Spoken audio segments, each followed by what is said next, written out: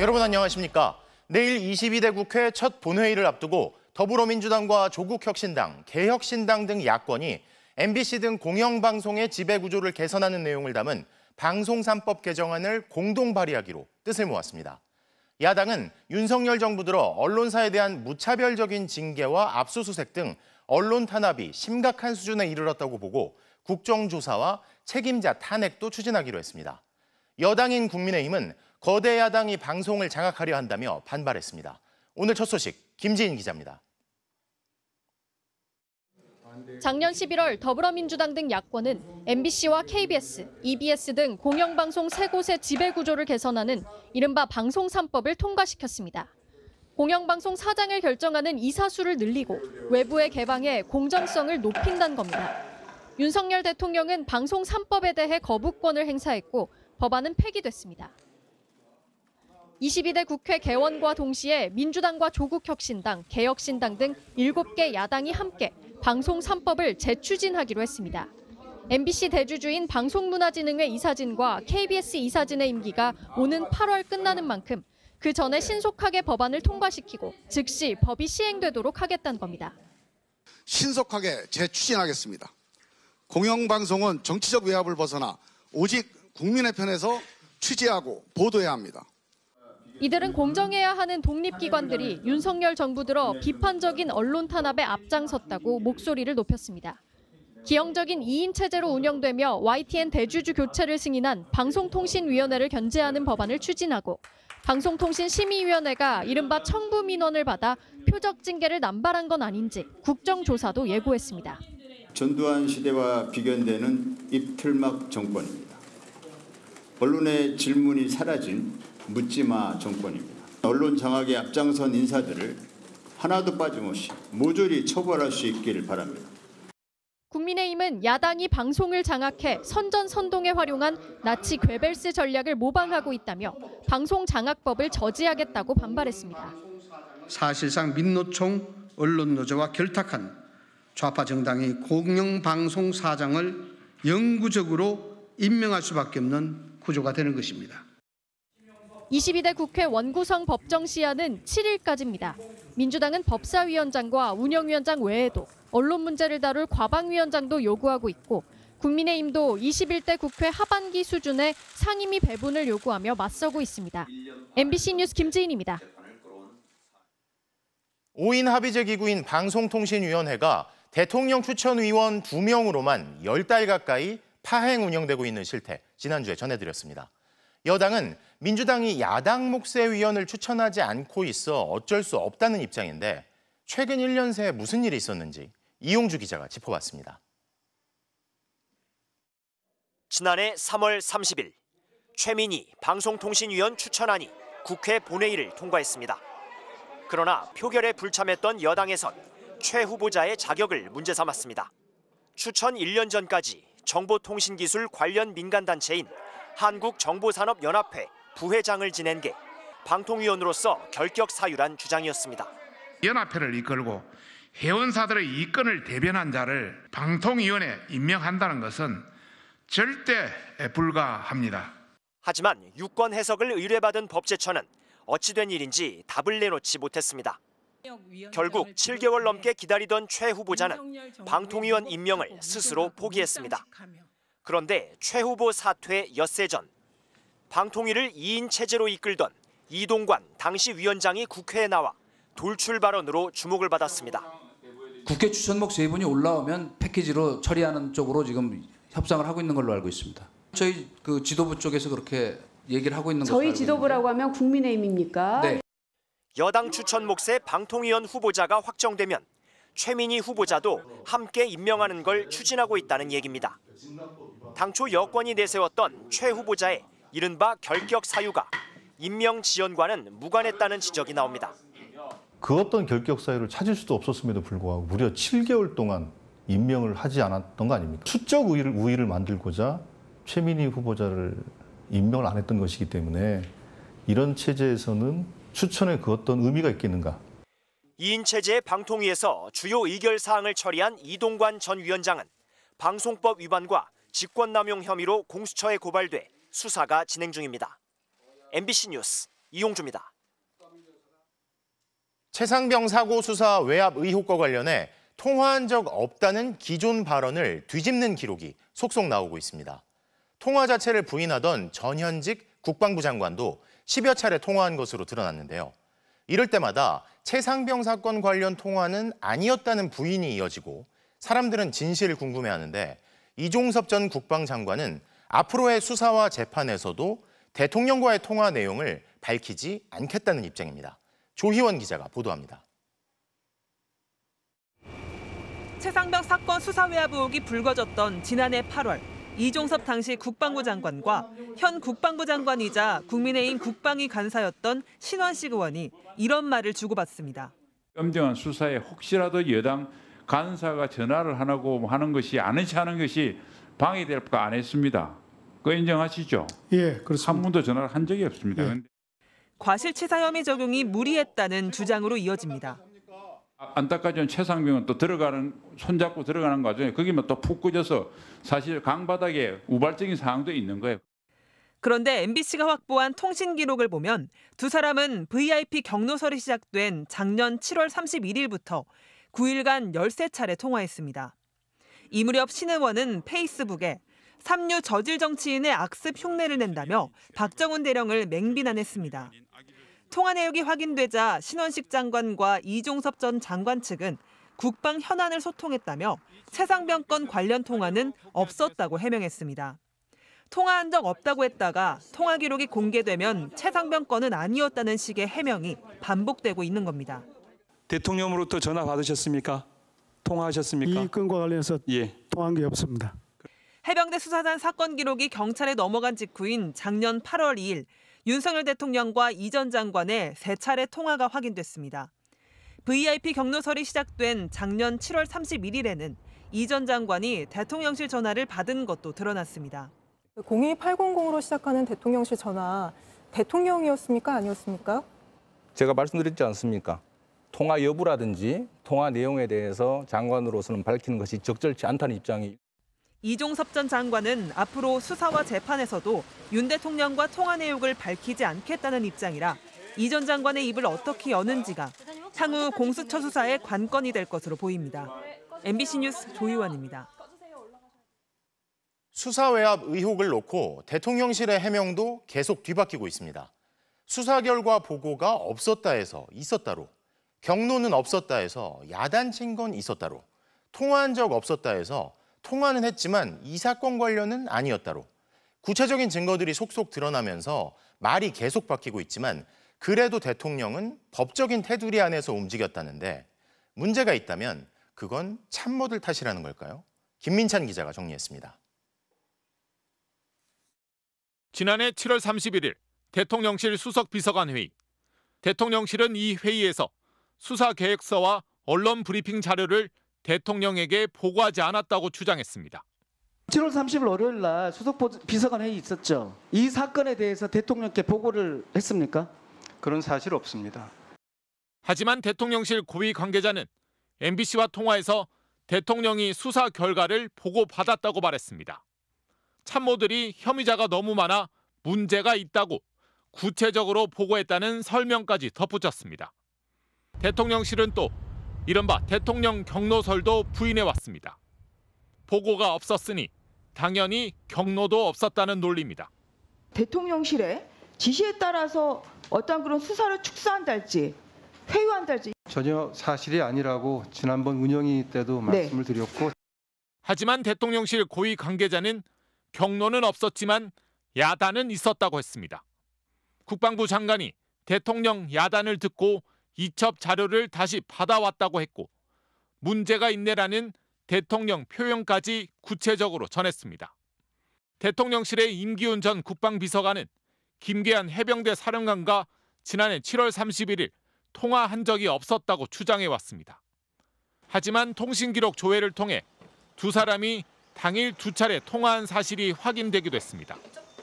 경로설이 구체적으로 드러나고 대통령과 이종섭 전 장관의 통화 사실이 확인되면서 대통령실의 말은 계속 달라지고 있습니다. 경로설은 야단친 걸로, 혐의자 빼라는 지시는 법률적인 조언으로 탈바꿈하고 있는 겁니다.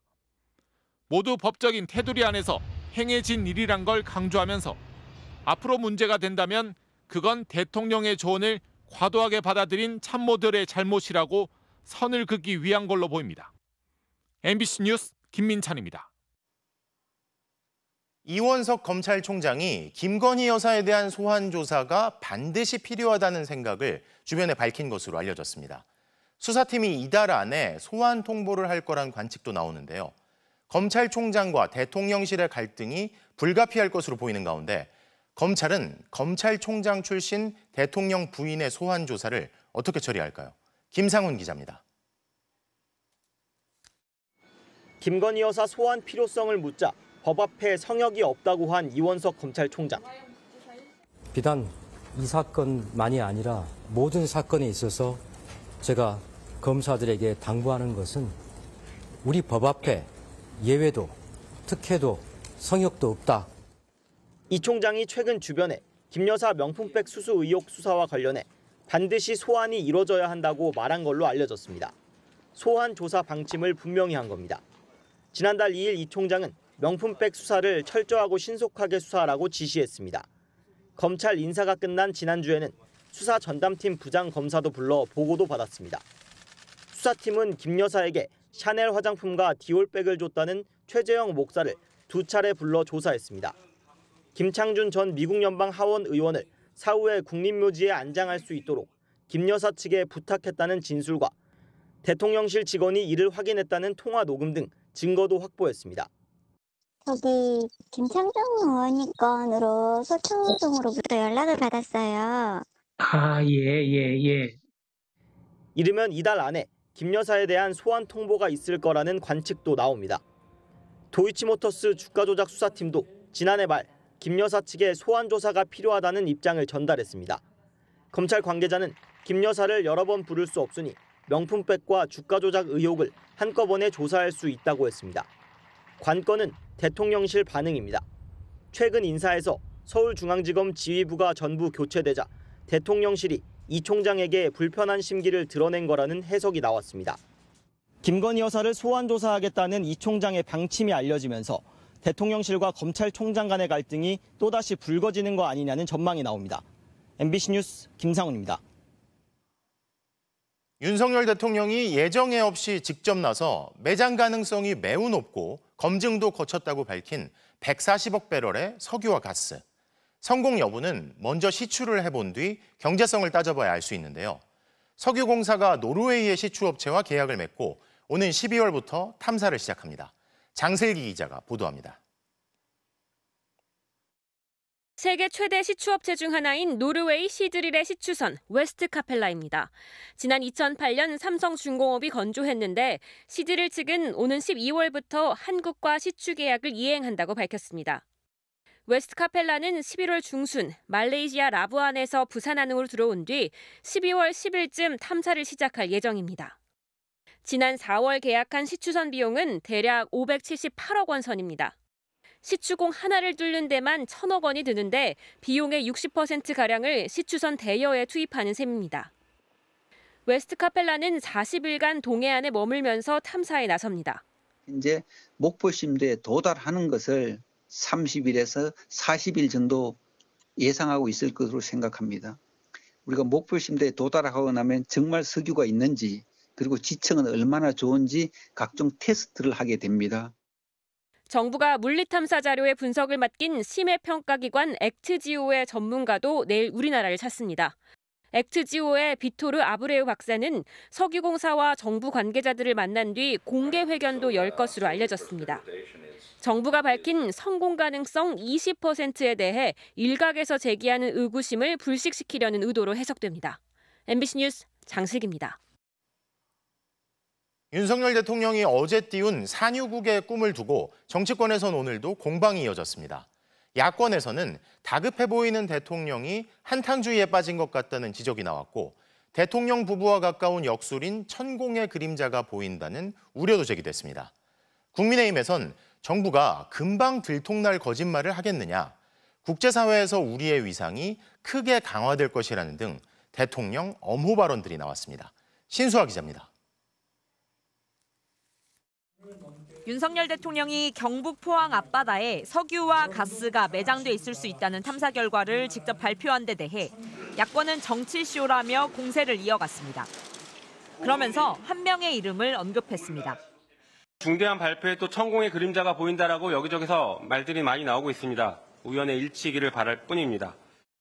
윤 대통령 부부와 가까운 것으로 알려진 역술인 천공의 지난달 유튜브 강연 내용이 대통령 발표와 비슷했기 때문입니다. 우리가 뭐 산유국이 안 될 것 같아. 앞으로 돼. 이 나라 저 밑에 지금 이 업계 쓰고 석유 많아요. 아직 가능성은 20% 수준인데도 지지율 하락 또는 특검법 국면을 모면하려는 꼼수 아니냐는 게 야권의 시각입니다. 대통령이 발표까지 했으니 석유가 나올 때까지 해저를 파는 거 아니냐고 비꼬거나 또 에너지 관련주가 급등한 걸 두고 김건희 여사의 도이치모터스 주가 조작 의혹에 빗대어 날을 세웠습니다. 게다가 걱정되는 것이 또 있습니다. 혹시라도 윤석열 정부의 특기인 주가 조작에 의도라도 있다면 큰일입니다. 반면 국민의힘은 개발이 이뤄진 것처럼 단정짓는 건 이르다고 조심스러워하면서도 촘촘하게 준비하면 산유국의 꿈을 이룰 수 있을 것이라며 윤 대통령을 엄호했습니다. 성공하면 국가 경쟁력이 강화될 거라며 탐사 시추를 아낌없이 지원하겠다고도 덧붙였습니다. 일단 상당한 기대를 갖고 볼 수 있는 좋은 소식 아닌가 생각합니다. 다만 현재 전문 기관이 이제 앞으로 순차적으로 야권의 공세에 대해선 금방 들통날 거짓말을 왜 하겠냐. 지금 야당은 대통령이 뭘 해도 국면 전환용이라 비판할 거라고 응수했습니다. MBC 뉴스 신수아입니다. 정부가 9.19 군사합의 효력을 전부 정지했습니다. 남북 간 군사적 충돌을 막기 위한 최소한의 안전장치가 완전히 사라진 셈인데요. 정부는 군사 분계선과 서북도서 일대 모든 군사 활동이 재개된다고 밝혔습니다. 양소연 기자가 보도합니다. 오전 국무회의에서 의결된 효력 정지안은 대통령 재가를 거쳐 북한에 통보됐습니다. 정부는 오후 공식 브리핑이 북한에 대한 통보 효과를 가진다면서 이를 기해 9.19 군사합의 효력은 전부 정지됐다고 했습니다. 정부는 우리 군이 국민의 생명과 재산을 보호하기 위한 군사활동에 더 이상 제약을 받지 않도록 9.19 군사합의의 전부 효력 정지를 결정했습니다. 이로써 9.19 군사합의로 부여잡고 있던 남북 간 군사적 충돌 방지를 위한 안전장치는 사라졌습니다. 9.19 군사합의는 2018년 당시 문재인 대통령과 김정은 북한 국무위원장이 채택한 평양 공동선언 부속 합의로 군사적 긴장 완화를 위해 체결됐습니다. 군사분계선 일대 육상, 해상, 공중에서 군사훈련을 금지하는 등 적대 행위를 멈추기로 한 합의입니다. 9.19 군사합의의 효력이 정지되면서 국방부는 군사분계선과 서북도서 일대 모든 군사활동이 정상화된다고 밝혔습니다. 이 일대에서의 해상사격, 비무장지대 부근의 제한된 사격과 부대훈련 등이 재개된다는 겁니다. 이런 군사훈련은 곧바로 시행된다고 군 관계자는 전했습니다. 지금은 적대적 교전국가로 북한이 완전히 설정 자체를 바꾼 상황이라서 충돌 가능성뿐만 아니라 교전 가능성도 더 이제 높아지는 상황이 되겠죠. 완충할 수 있는 메커니즘이 상당 부분 없어지는 그런 상황이 됐다. 북한이 극도로 민감하게 여기는 대북 확성기 방송을 제한할 법적 근거도 사라졌습니다. 국방부 관계자는 언제든 시행 가능하도록 준비돼 있다고 전했습니다. 상대방에 대한 일체의 적대 행위 전면 중지 규정이 무력화됐기 때문입니다. 오는 6일 이후엔 탈북민 단체 대북전단 살포도 예고돼 있습니다. 이에 대응해 북한이 추가로 오물풍선을 날리거나 또 다른 저강도 도발을 일으킬 수도 있어 군사적 위기가 고조될 가능성은 한층 더 높아졌습니다. MBC 뉴스 양소연입니다.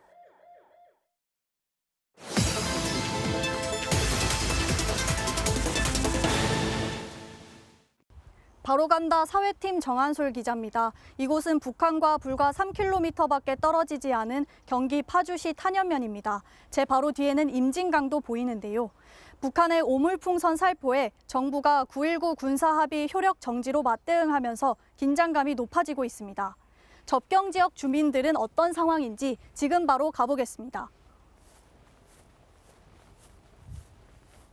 주택들이 모여있는 조용한 마을에 다시 불안감이 감돕니다. 오물풍선 날아오고 막 한밤중에 경보 울리고 정말 국민을 불안에 떨게 만드는 것 같아요.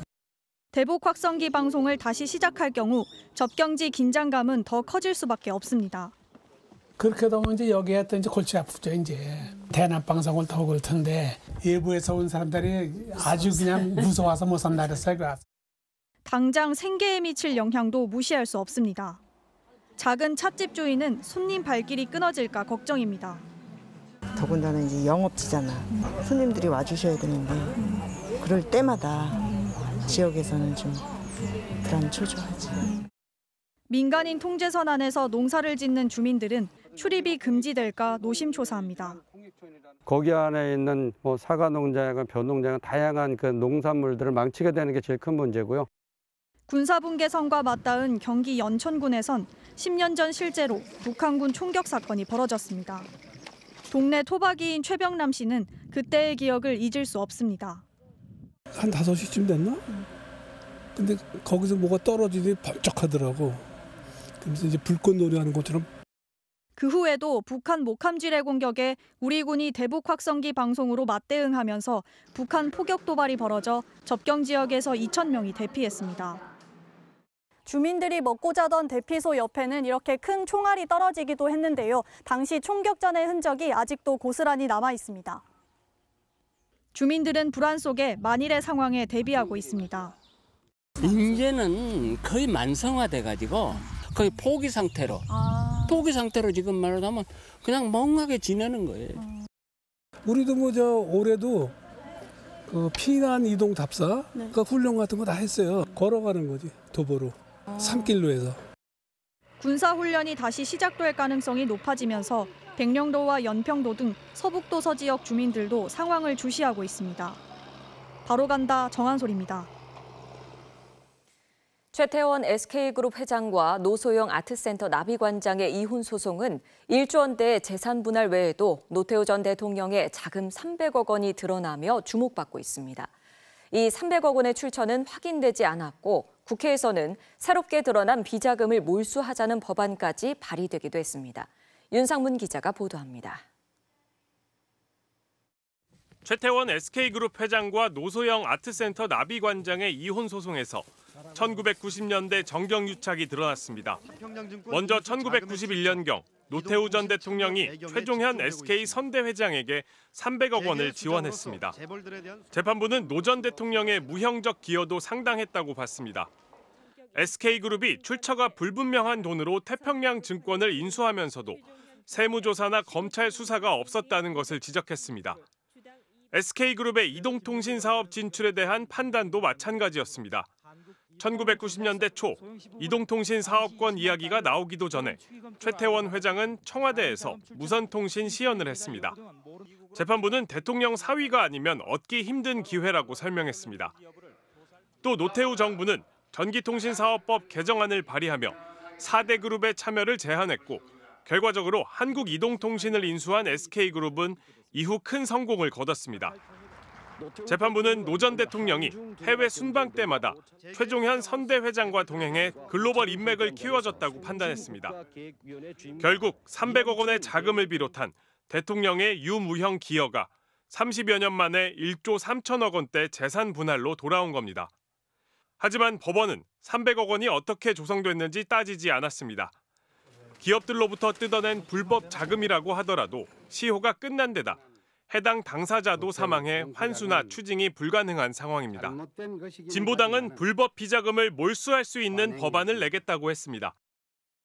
내란과 국가 반란으로 헌정 질서를 파괴한 범죄자들이 권력을 이용해 불법적으로 재산을 축적했더라도 이를 제대로 단죄할 수 없고 환수할 수도 없다면 사회적 정의 실현은 먼 얘기일 수밖에 없습니다. 노소영 관장 측은 300억 원에 대해 조성 경위는 모르지만 적법한 자금일 가능성이 훨씬 높다는 입장입니다. SK그룹 측은 재판부가 SK가 성장해온 역사를 부정했다며 대법원에서 바로잡겠다고 밝혔습니다. MBC 뉴스 윤상문입니다. 오늘 공개된 지난달 소비자 물가 상승률은 2.7%입니다. 2달 연속 3%대를 찍었던 지난 3월에 비해 오름폭은 좀 주춤해졌는데요. 먹거리 물가는 여전히 높습니다.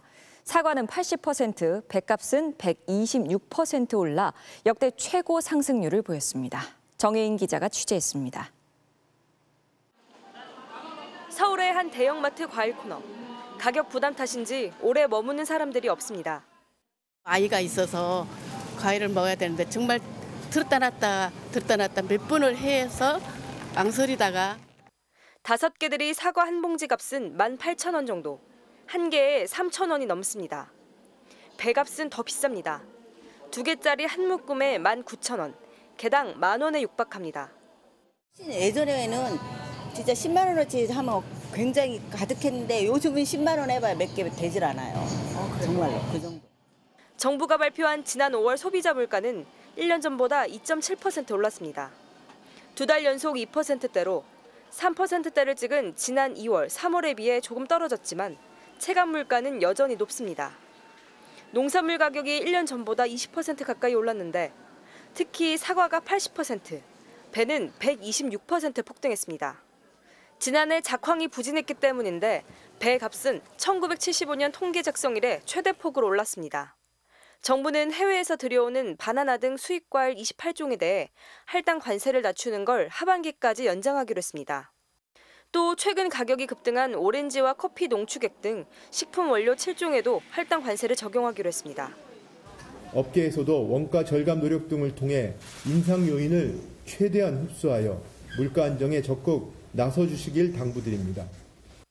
정부는 하반기로 갈수록 물가가 2% 초중반대로 안정될 것으로 전망했습니다. 하지만 석유류 가격이 16개월 만에 최고 상승률을 보이자 전기, 가스 등 공공요금 인상을 자제해야 한다고 강조했습니다. MBC 뉴스 정희입니다. 과일뿐 아니라 외식 물가 인상도 부담입니다. 그동안 정부 요청으로 인상을 미뤄왔다는 BBQ가 오늘부터 치킨 값을 3,000원씩 올렸습니다. 이제 치킨 한 마리를 시키면 배달비를 포함해 3만 원이 넘게 듭니다. 국민 간식인 떡볶이 가격도 오른 곳이 있습니다. 박진주 기자가 전합니다. 국내 치킨 점포수 1위인 제너시스 BBQ가 23개 제품 가격을 3,000원씩 올렸습니다. 대표 메뉴인 황금 올리브 치킨은 2만 원에서 2만 3천 원으로, 황금 올리브 콤보는 2만 4천 원에서 2만 7천 원으로 올랐습니다. 배달비까지 포함하면 한 마리에 3만 원이 넘습니다. 다른 것도 다 오르는데 좀 편하게 먹었던 치킨까지 오르니까 가격이 오른 만큼 덜 시켜 먹지 않을까. BBQ의 가격 인상은 2년여 만인데 원재료값 상승으로 인상이 불가피하다는 입장입니다. 올리브유를 그게 제일 저희 부분에서는 가장 많이 올랐고요. 저희 밀가루, 저희 소스류 이런 거 공급받는 데 있어서 거기 들어가는 부자재들이 다 인상 요인에 반영이 돼 있습니다. 그런데 치킨의 주 재료인 육개 가격은 지난해보다 14% 떨어진 것으로 나와 인상할 명분이 부족하다는 주장도 있습니다. 주요 원재료인 닭 가격은 이렇게 하락하고 있는데 기타 원부재료 상승을 이유로 가격을 인상한다는 것은 업체의 이익만을 생각하는 처사가 아닌가.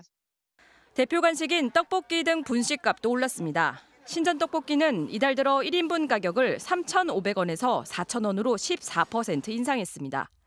떡볶이도 그나마 서민 음식으로 조금 싼 편이었는데 받는 월급은 똑같은데 계속 이제 물가가 상승되니까 사실 외식도 많이 부담스럽고 4월 총선과 5월 가정의 달에 자제해왔던 가격 인상이 본격화됐다는 분석도 있습니다.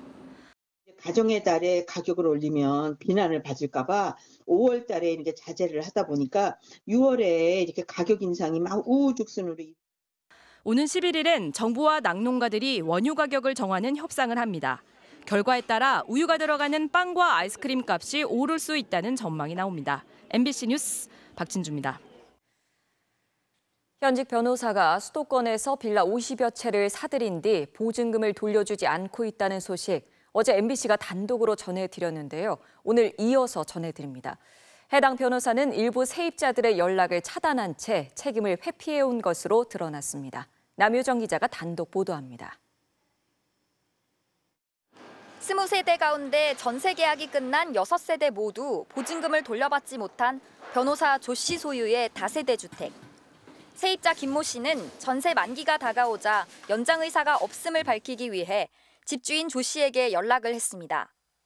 하지만 조 씨는 전화도 메시지도 제대로 응답하지 않았습니다. 전세보증보험에 가입돼 있는 김 씨는 보험금이라도 받으려면 집주인의 신분증 사진을 제출해야 하지만 받을 길이 없었습니다. 4월부터인가 그때는 조금 많이 시간이 급박하니까 전화를 계속했어요. 한 3-4번을. 근데 계속 가다가 갑자기 이제 다이얼이 그냥 바로 끊기더라고요. 다른 세입자들 역시 계약 연장을 하지 않겠다는 내용 증명을 보냈지만 줄줄이 반송됐습니다. 조 씨가 법인 이름으로 계약을 맺은 뒤 법인 사무실 운영을 중단해버린 겁니다. 자기네들 퇴사를 했으니 조 대표 번호를 알려주면서 이제 이분에게 연락을 하시면 된다. 세입자들은 집주인과 연락이 안 돼 억지로 계약이 연장될까 속이 타들어갔습니다. 내용 증명 보내는데 지금 사업자 주소를 보내는데 다 수취인 불명으로 자꾸 안 간다. 내용 증명을 아마 수도 없이 보냈을 거예요. 모든 세입자들이. MBC와 만난 조 씨는 고의로 일부 세입자들의 연락을 차단했음을 실토했습니다. 왜 연락을 안 받으세요? 내가 차단시킨 사람들만 일부 전화를 저한테 했던 거예요. 문자 메시지 그러니까 답을 안 하셨잖아요. 절차대로 해나가시면 되는 거예요. 그걸 부디 뭐라고 문자를 하면 되겠어요. 세입자들의 안타까운 상황을 전달하고 더 큰 피해를 막기 위해 연락을 받을 것을 요청하자 조 씨는 그제서야 태도를 바꿨습니다. 오산 사시는 김 씨인데 연락을 하고 싶은데 변호사님이 연락이 잘 안 된다고. 알겠습니다. 제가 나중에 연락을 하도록 할게요. 세입자들은 변호사인 조 씨가 법을 이용해 고의로 보증금을 가로챘을 가능성이 크다고 보고 사기 혐의 등으로 단체 소송을 준비하고 있습니다. MBC 뉴스 남효정입니다. 대규모 전세 사고를 일으킨 조모 변호사는 과거에도 여러 차례 부적절한 행위로 징계를 받았습니다. 하지만 변호사 자격은 유지됐고 수십 채의 빌라 매입과 임대를 반복해온 것으로 드러났습니다. 이어서 김태훈 기자가 전해드립니다. 지난 2011년 변호사 조 씨는 대한변호사협회로부터 품위유지 의무를 위반했다며 징계를 받았습니다. 의뢰인과 말다툼을 벌이다 뺨을 때리고 상대 휴대전화까지 부숴버렸다는 거였습니다. 변호사가 아닌 사람에게 돈을 받고 명의를 빌려준 사실까지 드러났지만 조 씨에게 내려진 징계는 과태료 700만 원이 전부였습니다. 2018년 조 씨는 또다시 징계를 받습니다. 이번에는 의뢰인에게 돌려줘야 할 예탁금을 주지 않은 사실이 드러난 겁니다. 이때 받은 징계는 더 가벼워진 과태료 200만 원. 그렇게 변호사업을 이어간 조 씨는 2년 뒤 다시 징계 대상에 이름을 올립니다. 의뢰인에게 사건 처리 결과를 설명하지 않은 사실과 과다 보수 수령, 수임료 미반환 등 각종 불성실한 변호 행위가 드러난 겁니다. 정직 3개월의 징계가 내려졌지만 법무부 징계위는 조 씨의 이의 신청을 받아들여 2개월로 정직 기간을 줄여줬습니다. 바로 다음 해인 2021년과 2022년 조 씨는 각각 정직 1년의 징계를 추가로 받습니다. 의뢰인으로부터 돈을 받고도 사건을 진행하지 않은 사실과 돈을 돌려주지 않고 의뢰인에게 욕설을 한 사실 등이 반복적으로 드러난 겁니다. 하지만 조 씨는 2번 모두 법무부에 이의 신청을 했다 기각되자 행정소송을 이어가며 징계를 피하고 있습니다. 5번의 징계가 진행되는 동안 조 씨의 부적절한 행위는 점점 더 강도를 더해갔지만 변호사 자격은 계속 유지됐습니다. 그 사이 조 씨는 부동산 전문 변호사로 활동하며 빌라 50여 채를 사들여 대규모 전세 사고를 일으켰습니다. 이거 전문 변호사가 이렇게 하셔도 돼요? 그게 왜 안 돼요? 피해자를 지금 만들어주셨잖아요. 피해자가 될지 안 될지는 모르는 거예요. MBC 보도와 관련해 대한변호사협회는 사안을 심각하게 판단하고 있다며 조 변호사와 관련한 모든 현안에 대해 엄정 조치가 필요해 보인다고 밝혔습니다. MBC 뉴스 김태윤입니다. 올해 초 일본 토요타 자동차에 허위 인증 파문이 있었는데요. 다른 일본 차들에도 문제가 있었습니다. 일본 정부가 조사해봤더니 토요타, 혼다, 마쓰다에서 생산한 수백만 대의 차량이 조작된 데이터로 정부 승인을 받았던 것으로 드러난 겁니다. 도쿄에서 현영준 특파원입니다. 토요타와 혼다, 마쓰다 등 일본 자동차 회사들이 정부의 형식 승인 과정에서 마구잡이로 데이터를 조작한 사실이 적발됐습니다. 엔진 출력과 에어백 성능, 소음 기준 등 510만 대의 차량이 가짜 데이터로 승인을 받고 소비자들에게 팔렸습니다. 특히 토요타와 마쓰다는 안전과 직결된 에어백 충돌 실험에서 미리 설치한 타이머를 작동시켜 에어백을 터뜨리기도 했습니다. エアバッグを自然起爆ではなく外部装置を用いて時間指定起爆をした試験を実施しそれを申請データとして使用したことです。タイマー着火という手法を使って、開発をしていた時のデータをそのまま認証データとしてお出ししてしまった。 글로벌 인기 차량인 토요타의 코롤라 필더, 야리스, 크라운, 렉서스 RX를 비롯해 혼다의 피트, 마쓰다의 로드스터 등 수십 종의 차량들이 데이터 조작으로 승인을 받았습니다. 일본 소비자들도 충격을 받았고 해외에서도 파문이 확산되자 토요타, 혼다, 마쓰다 그룹 최고 경영진이 잇따라 사과 기자회견을 여는 진풍경도 벌어졌습니다. 일본 국토교통성은 문제가 된 차종 가운데 현재 생산 중인 차량들에 대해 즉각 생산 중지 명령을 내렸습니다. 自動車ユーザーの信頼を損ない、かつ自動車認証制度の根幹を揺るがす行為であり、極めて遺憾です。 일본 제조업체 5곳 중 한 곳은 자동차나 그 부품을 만드는 기업입니다. 경제 전문가들은 이번 사태로 일본 경제 전체에 악영향이 불가피할 것으로 우려하고 있습니다. 도쿄에서 MBC 뉴스 현영준입니다. 지난해 8월 마약에 취한 채로 길 가던 여성을 숨지게 한 롤스로이스 약물 운전 사건 기억하실 겁니다. 대체 무슨 돈으로 이런 차를 타고 마약까지 하는지 경찰이 추적을 해봤더니 수천억 원대 불법 도박 사이트 조직이 나왔습니다. 마약, 초고가 차량, 온몸 문신을 하고 사고를 치는 이들을 수사하는 과정에선 소위 MG 조폭들이 벌인 거액의 투자 사기도 드러났습니다. 손구민 기자가 보도합니다. 인도 위에 외제차가 올라타 있습니다. 지나가던 오토바이 운전자가 차 밑에 깔린 피해자에게 뛰어갑니다. 정작 운전자는 차 문을 열며 딴청을 부리더니 현장을 벗어났다 돌아옵니다. 마약에 취한 30대 남성이 길을 가던 20대 여성 보행자를 차로 치어 숨지게 한 이른바 롤스로이스 약물 운전 사건입니다.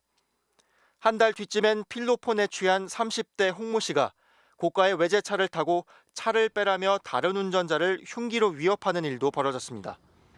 이처럼 서울 강남 한복판에서 마약 관련 사건들이 연이어 발생하자 경찰이 배후 수사에 착수했습니다.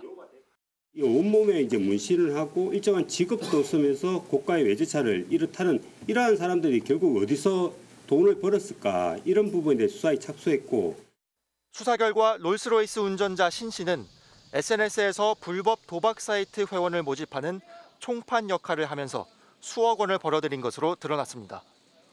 신 씨가 일한 불법 도박 사이트는 캄보디아에 서버를 두고 8,600억 원대 도박 자금을 굴렸습니다.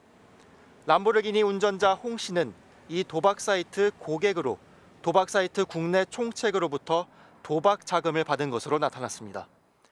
신 씨와 홍 씨는 물론 도박 사이트 조직 대부분은 연고나 지역 기반이 아니라 20, 30대 비슷한 나이끼리 활동하는 이른바 MG 조폭들이었습니다.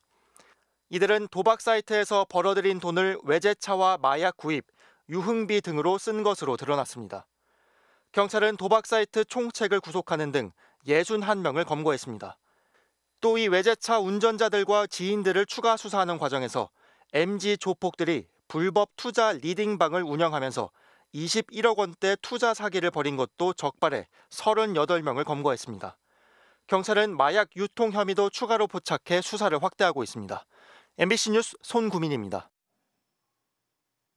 서울 강남에서 모녀를 살해한 혐의를 받는 피의자 65살 박학선의 신상정보가 공개됐습니다. 서울경찰청 신상정보공개심의위원회는 오늘 범행의 잔인성과 피해 중대성 등이 인정된다며 박학선의 얼굴과 이름, 나이 등 신상정보 공개를 결정했습니다.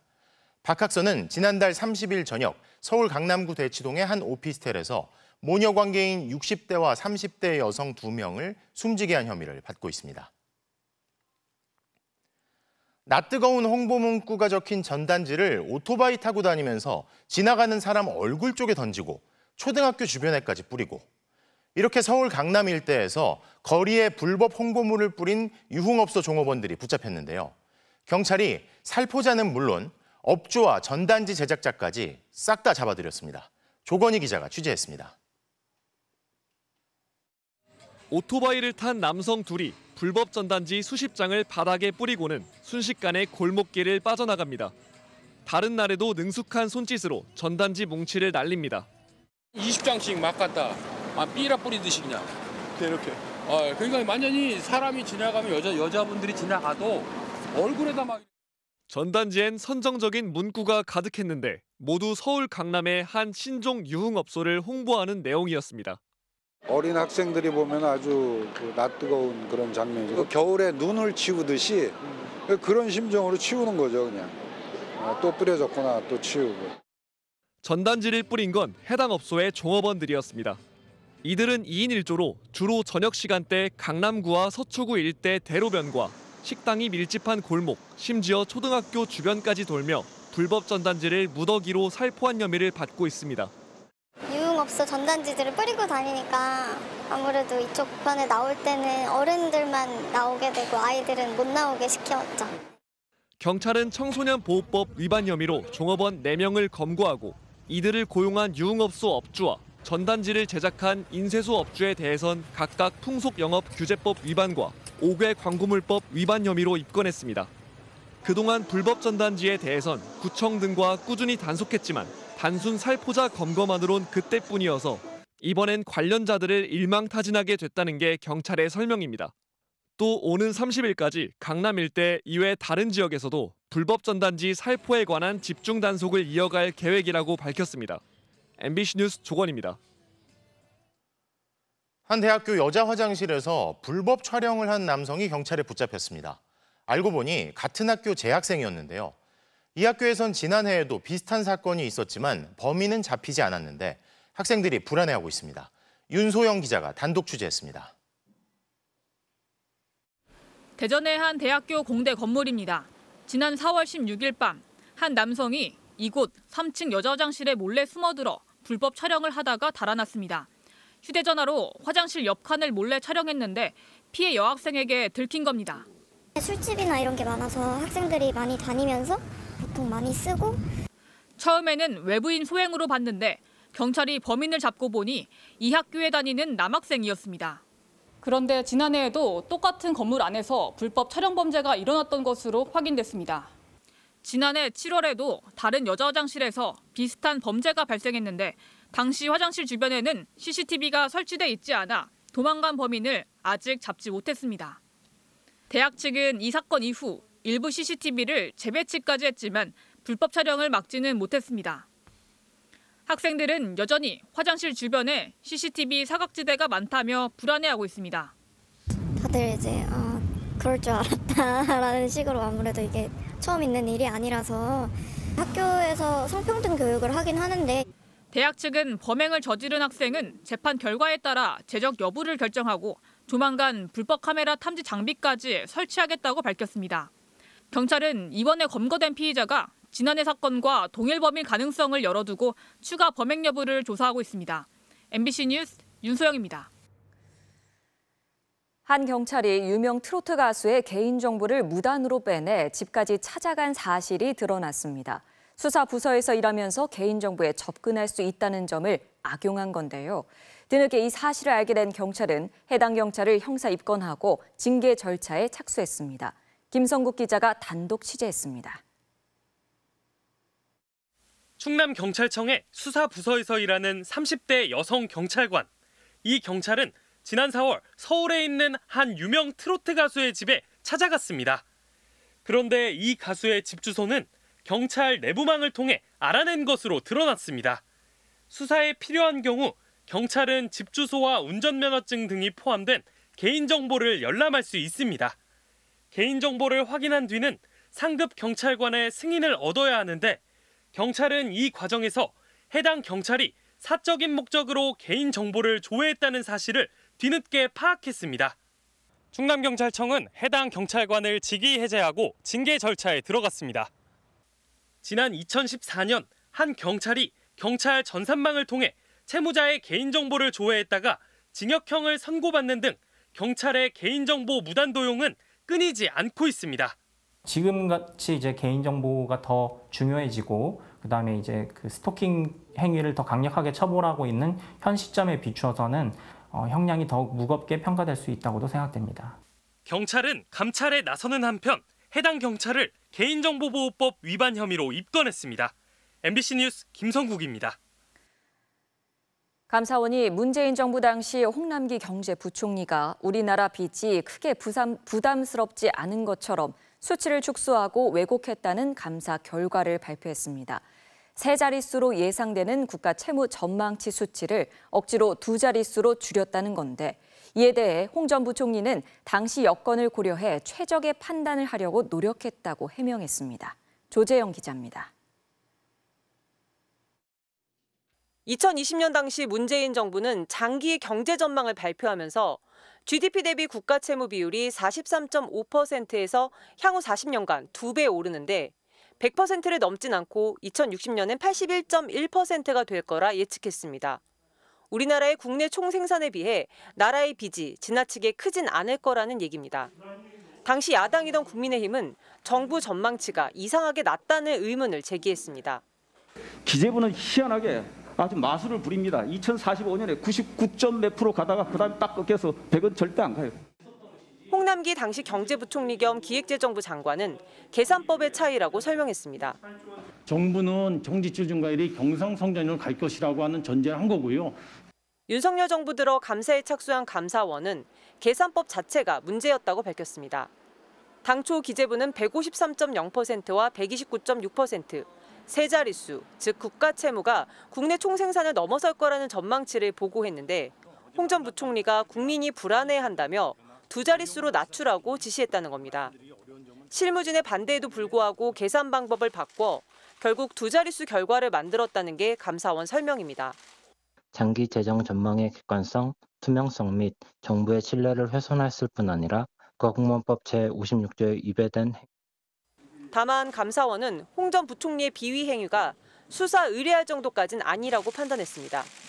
더불어민주당은 정치감사라고 비판했고 홍 전 부총리는 의견과 판단이 다른 여러 지적이 있을 수 있겠지만 재정 여건과 예산 편성을 감안해 최선의 판단을 하려고 노력했다고 밝혔습니다. MBC 뉴스 조재영입니다. 100일이 넘게 지속되고 있는 의정 갈등의 끝은 어떻게 될까요? 정부는 병원을 떠난 전공의들의 사직서 수리를 가능하게 하는 한편 복귀를 유도하는 대책도 내놓았는데요. 전공의들은 시큰둥한 반응이고 의료계는 총파업 투표를 시작하며 강경 대응을 이어가고 있습니다. 유서영 기자입니다. 정부가 병원을 떠난 전공의들의 사직서가 수리될 수 있도록 길을 터줬습니다. 전공의 여러분들이 집단 행동이 아닌 개별 의향에 따라 복귀 여부를 결정할 수 있도록 진료 공백이 더 이상 커지지 않도록 하기 위한 전공의들이 집단 이탈한 지난 2월 각 병원에 내렸던 전공의 사직서 수리 금지 명령과 전공의들에게 부과된 진료 유지 업무 개시 명령 등도 모두 오늘부로 철회했습니다. 복귀하는 전공의들에겐 면허 정지 등 행정 처분을 하지 않고 전문의 자격을 제때 취득할 수 있도록 돕겠다고 약속했습니다. 그러나 전공의들은 회의적인 반응입니다. 박단 전공의협의회 비대위원장은 정부 발표 전인 어젯밤 전공의들의 단체 대화방에 올린 글에서 사직서 쓰던 마음이 아직 생생하다, 갈 길이 멀다며 냉소적인 입장을 드러냈습니다. 일부 전공의들은 정부가 사직서 수리 시점을 각 병원에 맡긴 점도 문제라고 했습니다. 사직서 수리 위법성을 정부가 스스로 좀 자인을 하는 거고 일선병원에 좀 책임으로 떠넘기려고 하는 것으로 좀 보이고 있고요. 일각에선 지역의 퇴직 전공의들이 서울의 상급 종합병원으로 재취업할 거란 전망이 나오기도 합니다. 하지만 한 수도권 상급 종합병원 관계자는 필수과 전공의들이 사직에 대해 더 강경하고 다른 병원에서도 해당 과로는 오지 않을 것이라고 우려했습니다. 사직서가 수리된 전공의가 다른 수련병원으로 옮기면 정부의 행정처분도 면제받을 수 없습니다. 복귀는 기본적으로 제자리로 돌아가는 게 복귀이지 않겠습니까? 정부가 이른바 출구 전략을 내놓은 오늘 대한의사협회는 회원들을 상대로 총파업 여부를 묻는 투표에 들어갔습니다. 복지부에 이어 교육부 역시 의대생들의 수업 복귀 방안을 다음 주 발표할 전망이지만 의정 갈등의 골은 점점 깊어지고 있습니다. MBC 뉴스 유서영입니다. 멸종위기 동물이자 천연기념물인 점박이 물범이 서해 가로림만에서 포착됐습니다. 풍부한 먹이와 휴식처를 찾아 중국에서 서해를 건너온 것으로 추정되는데 가로림만의 생태계를 보존하자는 목소리가 커지고 있습니다. 김태욱 기자입니다. 충남 서산 가로림만 모래톱을 따라 점박이 물범 7마리가 줄지어 누워 있습니다. 다른 물범 1마리는 유유히 바다를 헤엄칩니다. 물범은 팔과 다리를 뻗으며 늘어지게 하품을 하다가도 위험을 느끼면 일제히 바다로 뛰어듭니다. 멸종위기 해양보호 생물이자 천연기념물로 지정된 점박이 물범은 해양 생태계에서 최상위 포식동물에 속합니다. 지난 2009년 점박이 물범 6마리가 포착된 뒤 개체수 감소로 잠시 자취를 감췄다 매년 10여 마리가 발견되고 있는데 지난 2021년에는 물범이 물고기를 사냥해 먹는 먹이 활동이 처음으로 포착되기도 했습니다. 점박이 물범은 매년 겨울을 중국 랴오둥만에서 보내다 봄이 되면 인천 백령도나 서산 가로림만으로 내려오고 있습니다. 특히 가로림만은 넓은 갯벌과 모래톱이 공존하고 풍부한 먹이가 있어 점박이 물범들이 자주 찾는 것으로 보입니다. 지속적인 생태 연구를 수행하고 이들이 서식하기 적합한 환경을 조성하는 데에 노력을 기울여야 할 것으로 생각됩니다. 지방자치단체는 해양생물 보호구역으로 지정된 가로림만의 생태 보전을 위해 국가해양생태공원 사업을 추진하고 있습니다. 인공 쉼터를 만들어서 육안으로 쉽게 확인도 가능하고 또 그 점박이 물범들이 서식하는 데 환경을 개선시켜 나가는 노력을 기울여 나갈 계획으로 있습니다. 가로림만 국가해양생태공원 사업의 타당성 재조사 결과는 이르면 다음 달 발표될 예정입니다. MBC 뉴스 김태욱입니다.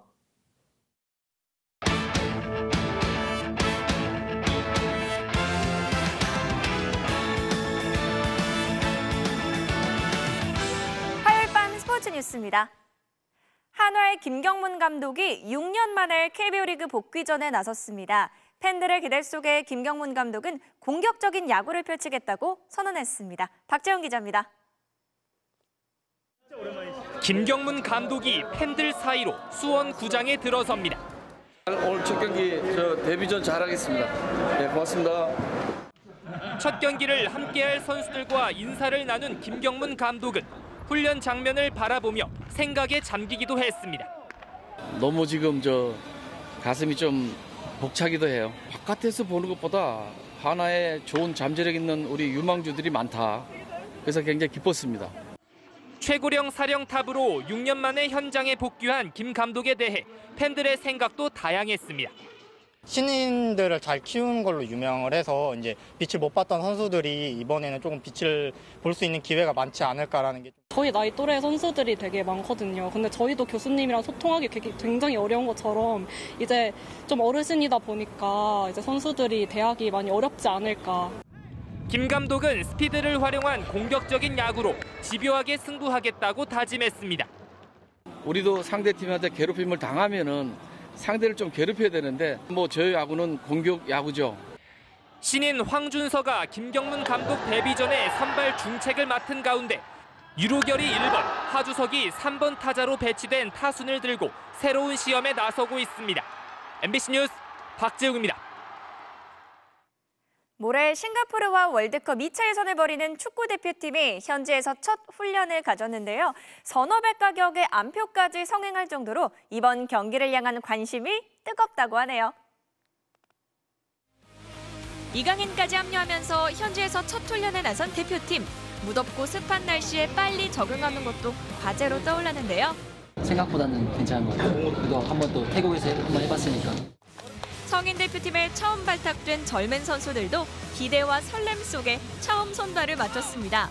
이렇게 같이 운동해보니까 이제 좀 실감이 나는 것 같고 되게 놀랐어요. 형들 너무 잘해가지고.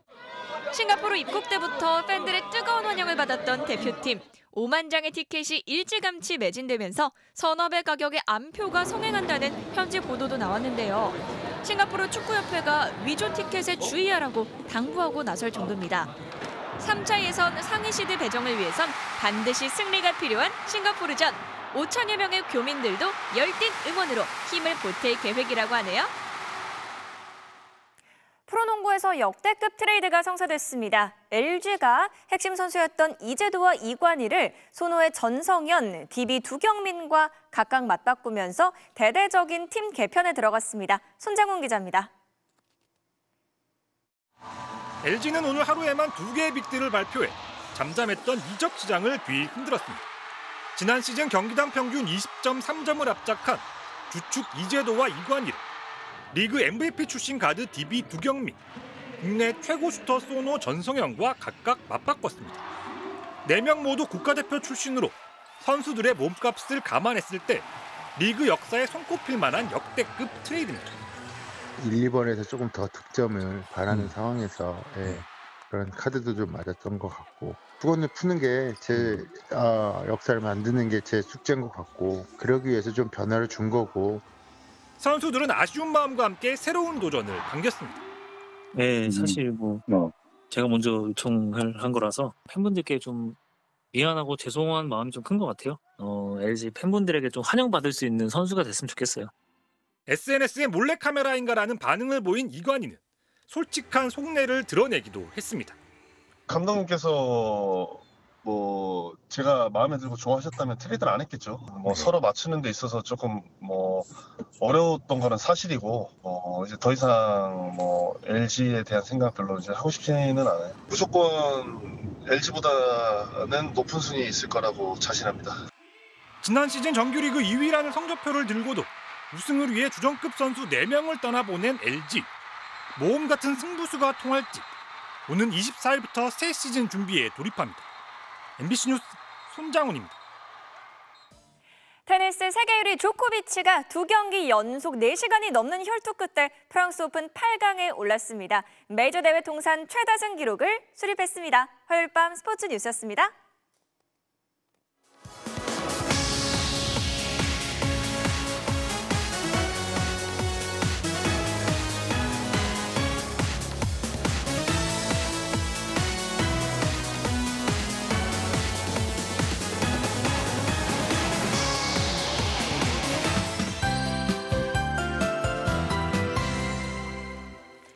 네, 오늘 볕이 무척 뜨겁지 않으셨나요? 내일은 씨앗을 뿌리기에 좋다는 절기 망종입니다.